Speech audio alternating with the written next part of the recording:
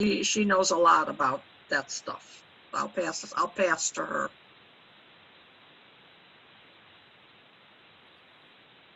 Anything else on anyone else with that part of it, with questions for Sam or anything?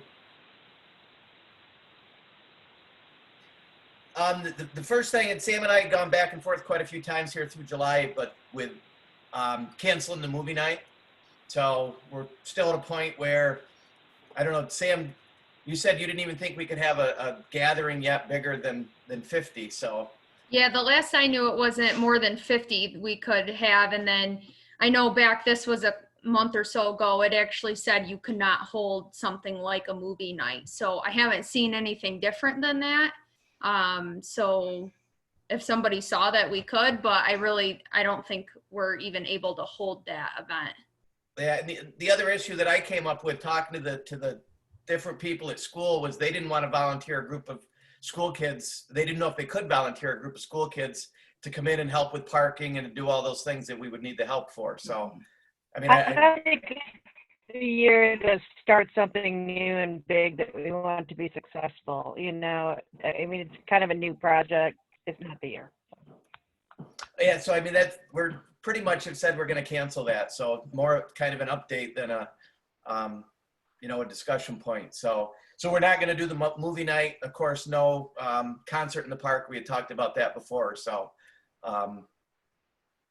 move that on. I know that the events committee canceled Halloween at Ononda already. And so I know there's some things that are long range getting canceled. So I think we'd be foolish really to try to jump on with the movie night. So any other questions on that? Agreed. Doesn't make any sense to go ahead with very much right now. Yeah, I mean, we could schedule, and Sam, I don't even know if the movie screen guy ever got back to you with. Nope, he didn't. So I don't even know if they're working right now or, Right. He could be bankrupt at this point. So. Hey, Sam, do you know how the attendance has been in Ananda? We've had a lot of people at Ononda. Yeah, actually, our gatehouse on the weekends is taking in almost $800, if more, on a Friday, Saturday, Sunday. Wow. So there's quite a few people coming into the parks. I mean, I live just above Butler, so I'm down there, and I see that's just been sustainable. There's been good people there when I've gone down every day. So. Yeah, and we can start running our cabins and stuff too. So we're having quite a few rentals. Yeah, I mean they're pretty busy down there some days, especially in the water on hot days. So have we reached a point where we've had to turn people away as far as crowding or not? No. Okay. Parking lot's been full a couple times, but yeah. Everything's worked out pretty good as far as the distancing on the beach and everything. No. Yeah. Yep. There's been no issues. So.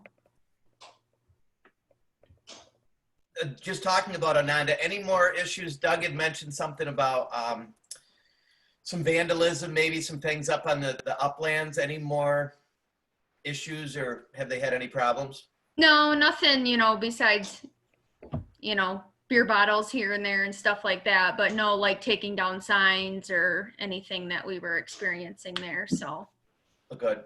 They added some, I think just some like dummy trail cams, and we ordered some signs that just said surveillance, and it kind of seems like maybe that helped out. So. Oh, good. About Ononda Park, the largest building in the park, I can't remember the name of it. It has that long porch. Yeah. And man, I think that's dangerous to not have a railing on that porch. Is there some plan to put a railing on that porch? Yeah, either to put a railing. We've talked about putting a railing on most of it, and then maybe adding steps, but the hard thing is right in front of there is a septic. Yep. So like we're not, you don't really want a ton of traffic there. So we have been talking about it because there needs to be steps or railing or something. So. Yeah. Okay. Anything else on Anand or anything from with that?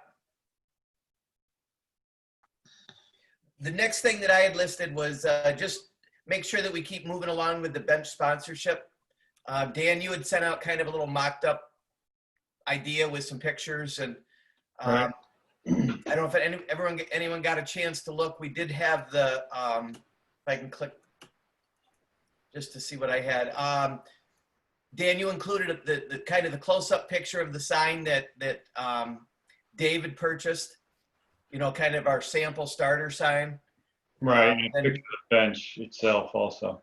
So, Sam, how much more? I mean, I'm thinking that something just came out about the August newsletter. So I don't know how much. Did you see the little thing Dan had done? Just do you want just a little blurb? I mean, I don't see it really needing a huge long write up. Do you think just a little blurb with a couple pictures in the newsletter would be sufficient, or?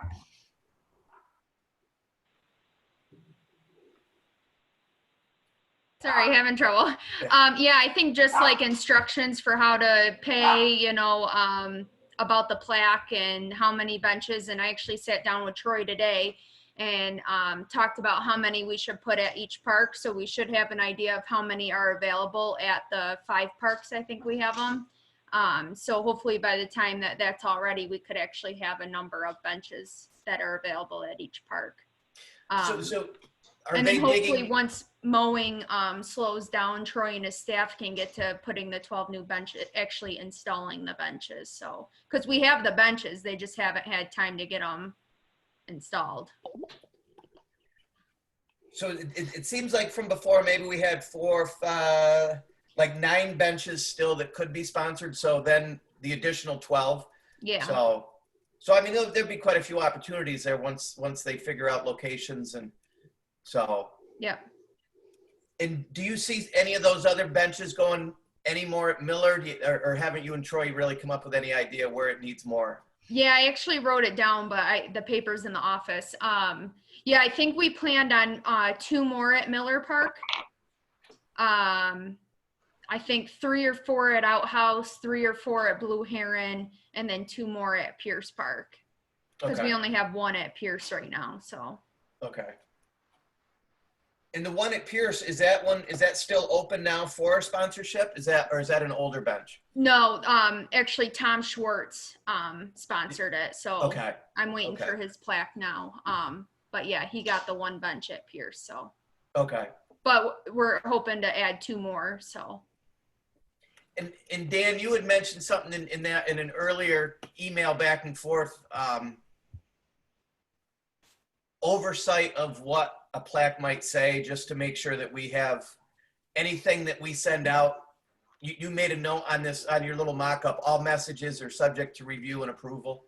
Do we Right. just say by town board? Who needs to review and approve that, would you say, Sam? The town board ultimately? Bam. I don't know if we would need to take it to town board. I don't know. What do you think, Jared? I think as long as, you know, Doug or I are reviewing, I mean, for the most part, people are putting in memory of, or, you know, Right. so there's nothing, you know, I don't bad on think, It no, I sounded don't think so- anything controversial will get past you guys. Yeah. Yeah. So, I mean, I think if the town board's okay with it, Doug and I could just review them and, you know. And I looked at several other towns and parks and things where they did this type of thing, and every one of their applications says final approval, or, you know, messages are subject to review. And so I think that's a good little note to have in there, just to make sure that, you know, we can cover that a little bit. So Yeah, it's definitely a good thing to put in there. One of the things Dan sent, some of those pictures were just some, for lack of a better term, monuments in the ground, like next to a tree. People had written memory of, or so that might be another revenue stream as opposed to a bench. That might be a little less expensive to purchase. I don't know. When you sent that out, Dan, I was like, well, that's different. That's something different. It's not a bench. You walk up on a tree and there's a little cement plaque or something like that. Seen that in a few different parks, little monument in front of a tree, or a little medallion on a poker in the ground kind of thing. Yeah. I wonder if we focus first on the benches and see how our success is, and if we've kind of exhaust that, then maybe look and then look at maybe tree sponsors or something like that, or maybe touch base with the tree committee once they start working through it and see if we maybe expand, but kind of see how this goes first through this first go around. So Sam, going back, you said there's 5 benches at 5 parks? I think there's 9 benches right now at 5 parks. The parks where these benches are Blue Heron, Outhouse, Old Brookside, Pierce, and Miller. So 9 total benches, 5 different parks. Yeah, and then we have 12 more to be installed. 12 more to be installed. Okay, so you've got 9, 12, 21 benches. Yeah. That's a lot of benches to get. Yeah, I'm with you on that, Mark. Trying to get 21 done is going to be, that's going to take a little bit. And then if there's a huge demand, then maybe look at something different. So yeah. You're still not doing anything that is not correct? No, not in this round of 12. How many are sponsored already? 3. 3. I think once people start to see the sponsorships, we might get more interested in them. Yeah. And what's the cost? What was the cost? 400.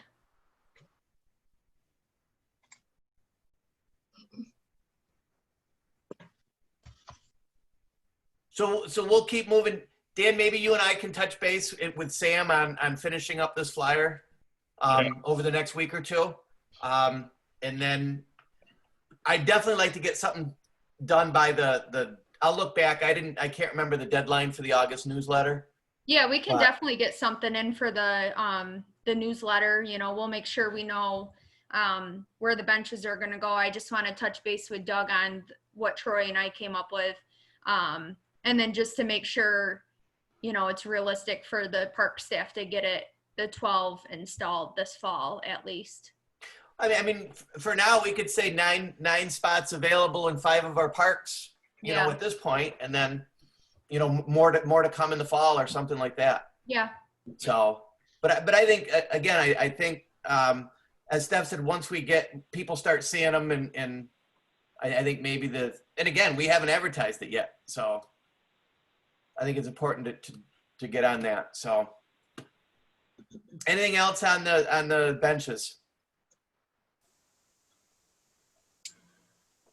The next thing, and this had come up back in the pre-COVID days, I guess, but looking at the Parks and Rec Town Code, I don't know if anybody, once I finally remembered to attach it as an attachment for people, but I think it would be a good thing for us, to read through it ourselves and know what the kind of the focus of the committee should be, but also things that have changed. There's a lot of changes. There's no director of Parks and Rec anymore.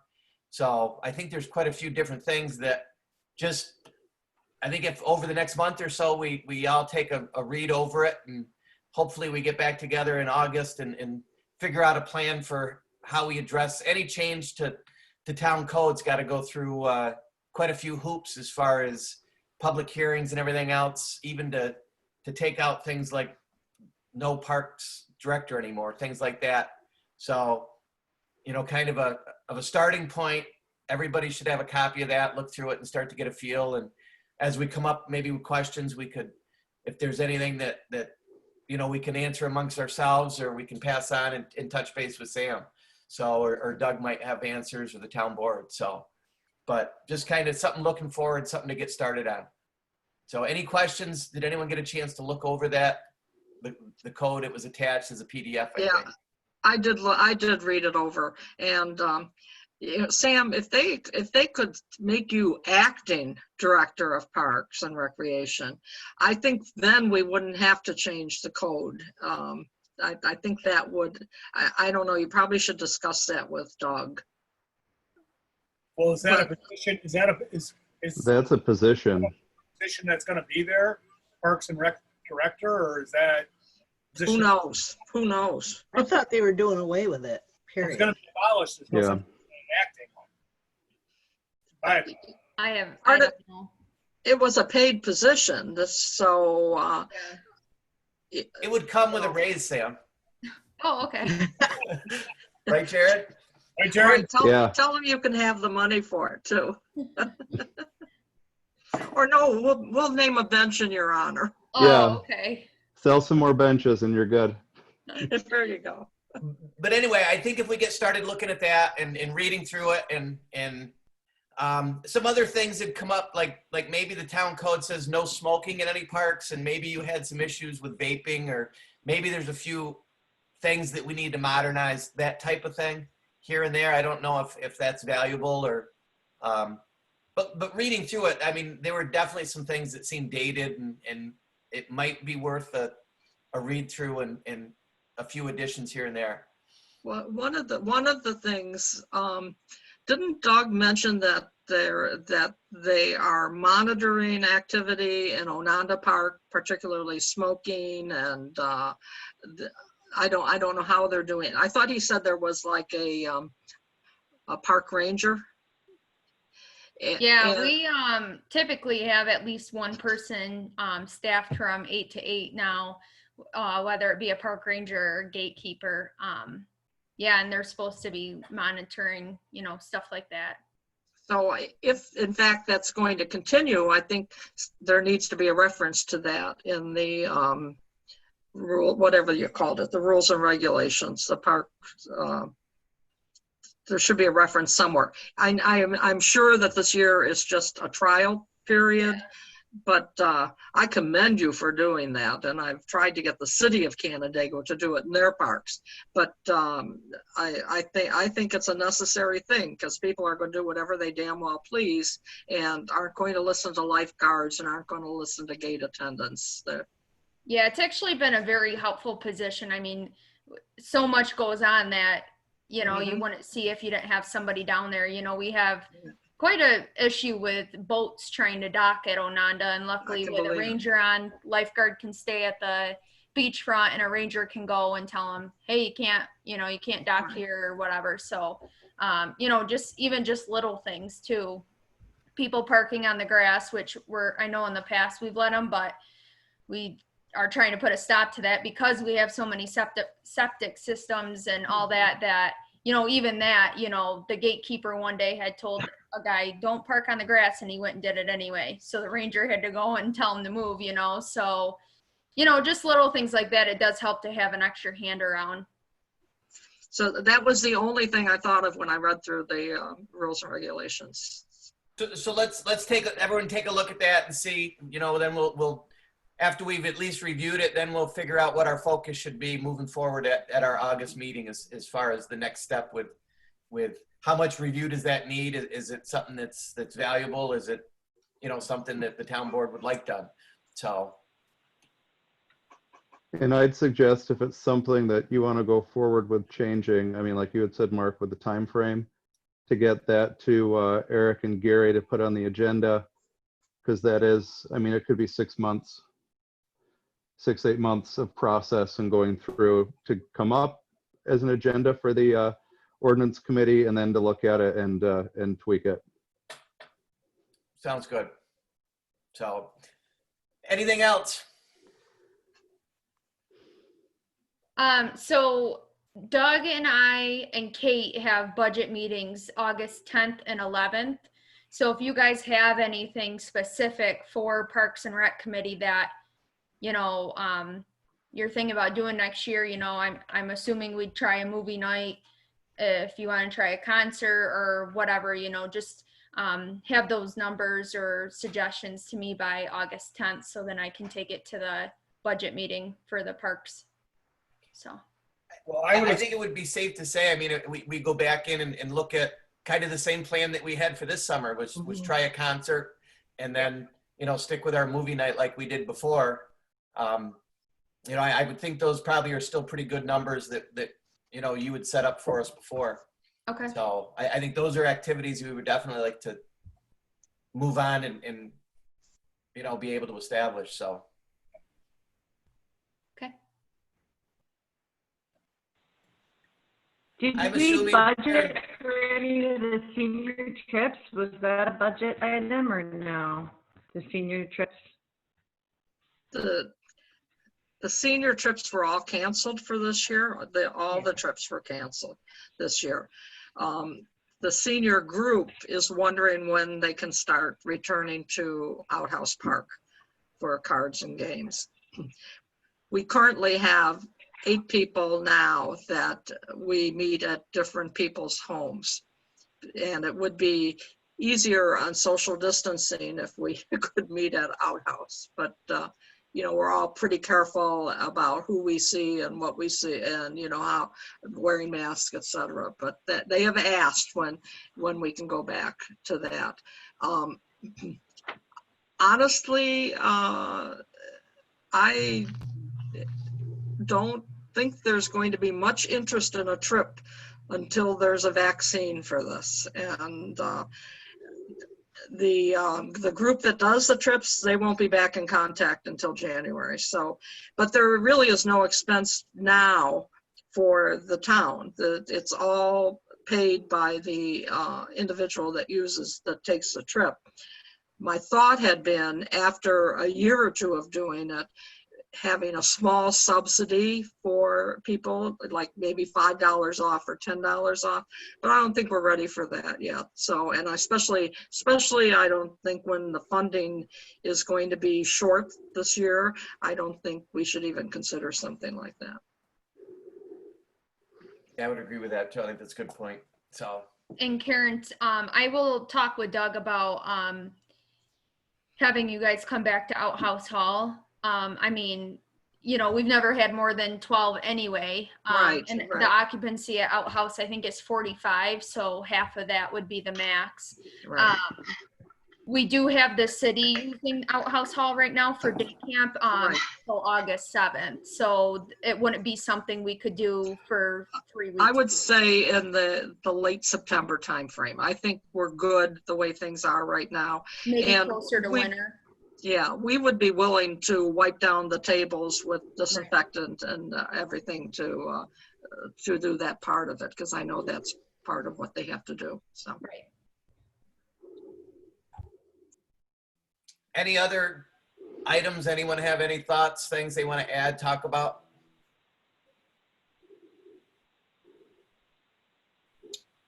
I do agree with Dave though about the gypsy moss. We need to get on that. If we have any involvement in that, we need to get on that as soon as we can. Because we've got a short window to deal with that. Did you say gypsy moss? Yeah.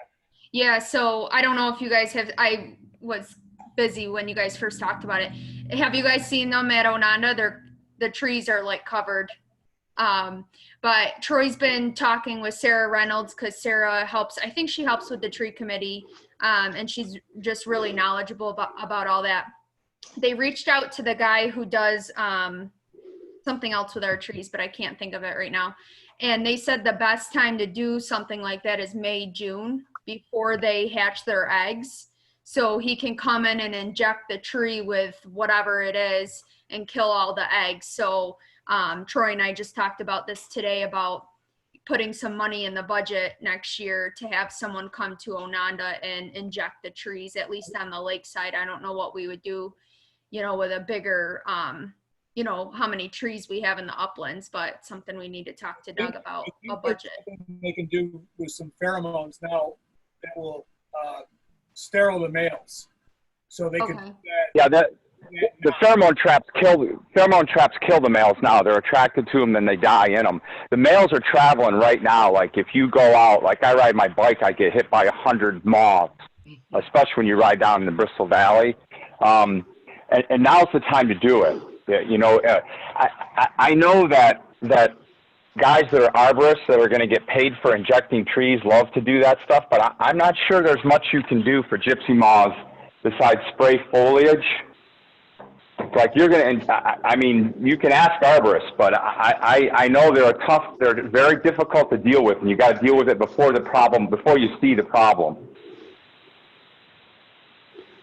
So Dave, I was searching online during this. Is there a place where we could purchase those pheromones in bulk and make our own? Because you can make them. Yeah, I think Gemplers Gempler's is a place where arborists buy their stuff from, and I would almost guess the town might have an account with them. They do a lot of, they have a lot of different stuff. Gempler's, Gempler's, Gempler's. Yep. Dave, would you They mind, have ceremony. sorry, would you mind sending me an email with what you're talking about? You know, one thing Troy and I talked about with spraying trees is, would that have any effect on the lake? Like, do we have to be Sure. worried about any of the chemicals and stuff? Sure. That's kind of why he had talked to somebody about the injection on the lakeside instead of the spraying. We just have to see what the, you know, effect on the lake and stuff would be. Yeah. Well, this I'm not an arborist, but if you, yeah, this is a pheromone trap right now at the moths farm. There's no environmental impact except the dead moths. you put it in like a milk jug. You can like picture Right. a paper, like a half-gallon milk carton. That's what some of the traps I've seen, and they fly in and it kills them, and then you have hundreds of them that you get rid of that are in the bottom of the trap. You just throw the thing away. Yeah. Yeah, it's not unlike Japanese beetle traps. They look a lot like that. It's just a different pheromone. So Dave, Sam was asking you to send her an email about the information that you. Yeah, I'll do that. I'll do that.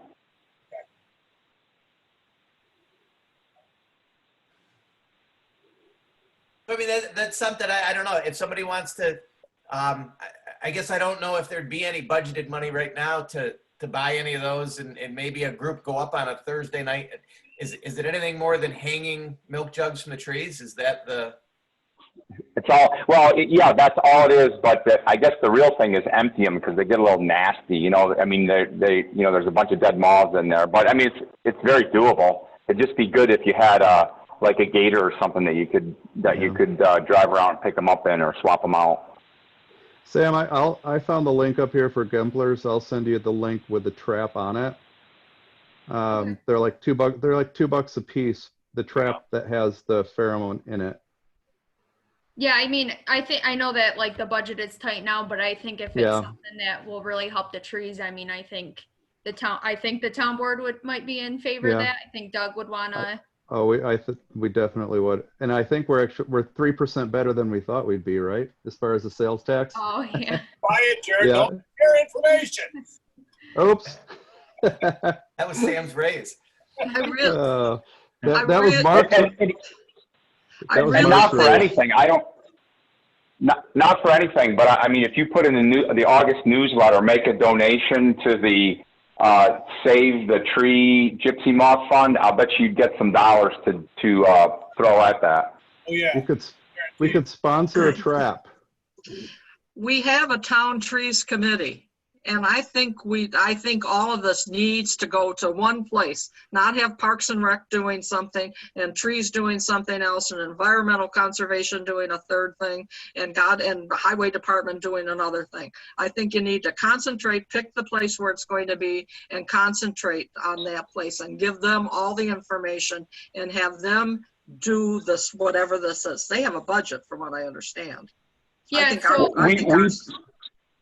We want to save the trees in the parks. That's my position on that. I mean, I think part of our responsibility is to make the parks nice. And if we let the trees die, waiting for the trees committee to decide what they're going to do, I don't know if that's a good thing. Well, our responsibility, according to the rules and regulations, is to make recommendations to the town about upkeep, maintenance, et cetera, in the parks. It's not to actually do it. And I think we have a resource in the town. They established a committee. Most of the trees are in the parks, but there are trees in other places in the town too that need to be addressed. And let give them the information. That's why I told you about Joyce, to contact Joyce. But it needs to go to one place.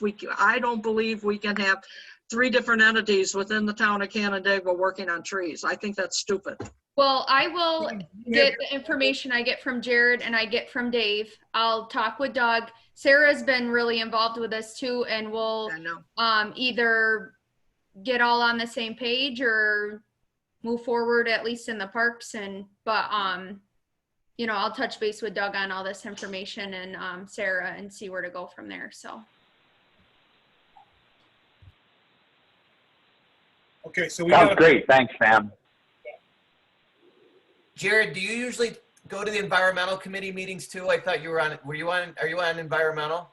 Yep, yes, that's my committee. So that's different than the Environmental Conservation Board. Oh, okay, okay.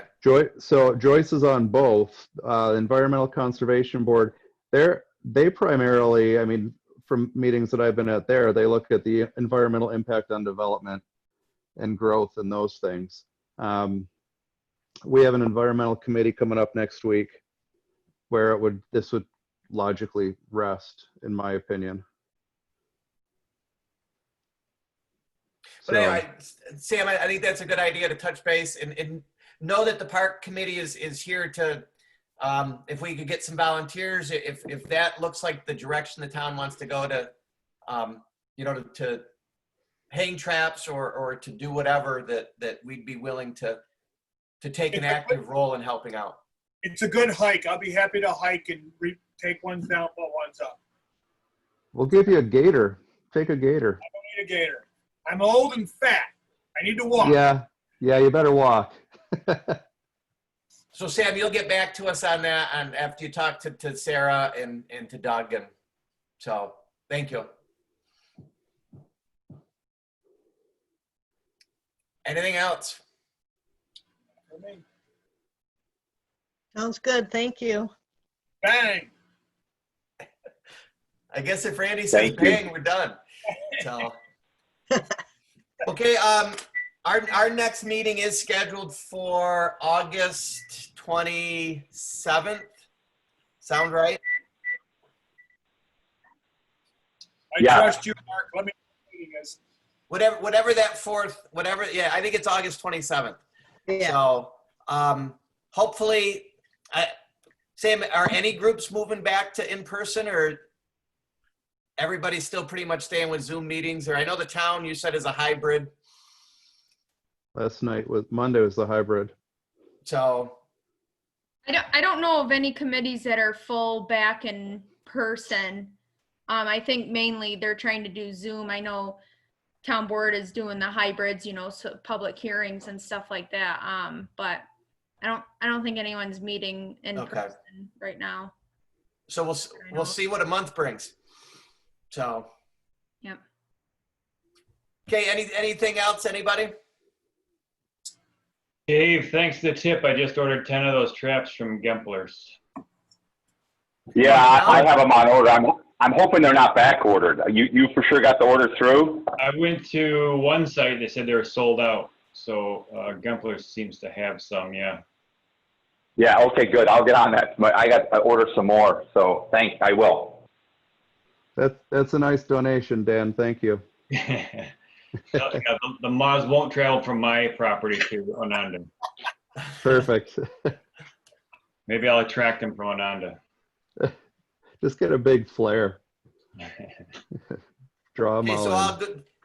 Dan, you and I will touch base then with Sam and we'll get something ready for the newsletter. I'll go into Sarah's email there and check on the deadline and everything for that and formatting and get everything ready. So I think it's the 27th, if I remember correctly, for August. just about the time I leave in the camper one more time. So Dan, we'll have to touch base. So The 26th is the last Wednesday in August. 27th to Thursday. okay. Just Okay. saying. Thanks, Mark. Thank you. guys. Thanks everybody. Good Thanks. to see you. See ya. See ya. Thanks, Sam. Thanks, Sam. Bye, see ya. See you guys.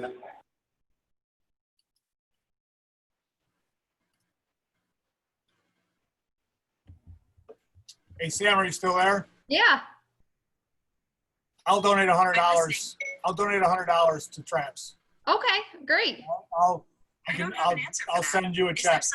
Okay, yeah, and I actually have a meeting with Doug Friday to talk about budget and stuff, so I'm gonna put this stuff on my list to chat with him. And like Jared said, you know, I would think, you know, if it's something that's not super expensive, they're gonna want to save the trees and, you know, do what they can. So I'll send you a check in the mail. All right. Just send okay, sounds great. Thanks.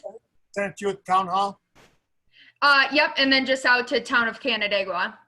Okay. Very good. Okay, thank you. Yep. Bye-bye. Bye.